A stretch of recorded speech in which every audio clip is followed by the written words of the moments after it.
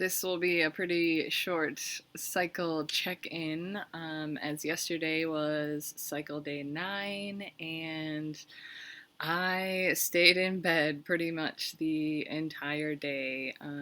If you saw my cycle update from day 8, I threw my back out, and then yeah, so I had a forced rest yesterday, which was actually really good for me, just to, yeah, not have to worry or think about what I was going to do and make any decisions, releasing a bit of stress I had been holding around making decisions and getting work done. I just decided to take a full day, um, didn't do any work, and I watched a lot of movies, and I laid around in bed, read some books, and my partner has been great as he has done most of the cooking and served me in bed. And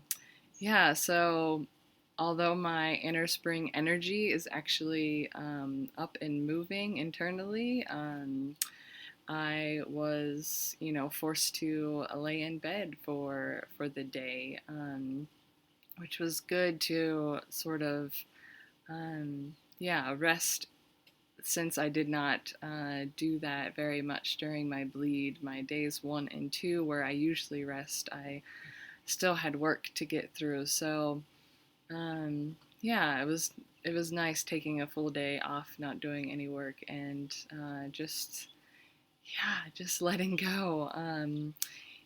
And yeah, so there's not much else to say about cycle day 9. It was my forced rest day.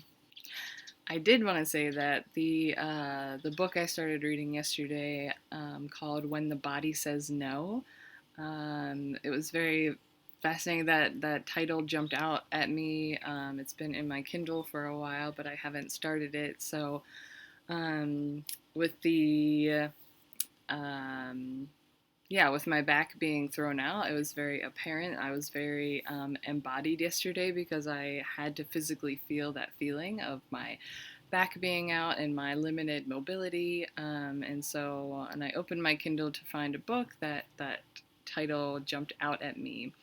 And it's very fascinating, so I recommend, only in the first few chapters, but talking about the connection of our mind body and how stress can bring on, yeah, certain symptoms and diseases within our body. And I know that to be true for me.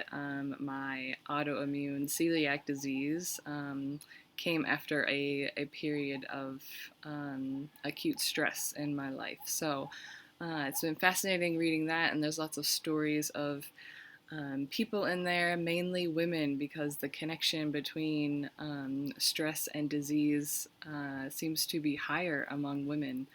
And this idea of emotional repression. So, yeah, I look forward to reading more about it and sharing more about it, but that was just something I wanted to put in there, because also the inner spring of our menstrual cycle is the time that um, it's very easy to become curious about new things. It's easier to learn new things.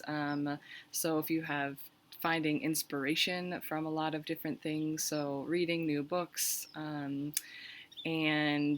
this is a time I do like to gather a lot more knowledge and doing my research.